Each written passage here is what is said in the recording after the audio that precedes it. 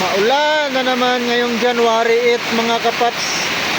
Hindi na naman tayo makakapagtanim nito.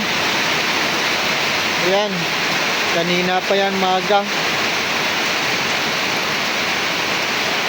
Wala na naman tigil ang ulan ngayong January 8.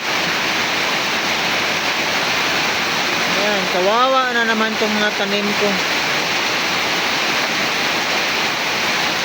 Kahapon, may okay pa kahapon.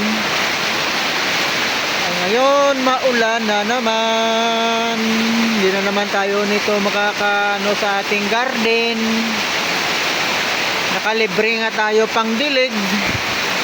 Kaya lang, hindi naman nahinto na tong ulan. Ngayon yung aking sili at saka talong. Ay, nakong ulan na to. Palakas na naman yung ulan ngayong tanghali. Yung mga talong ko saka sili saka ampalaya, kaya lang hindi na natuyuan.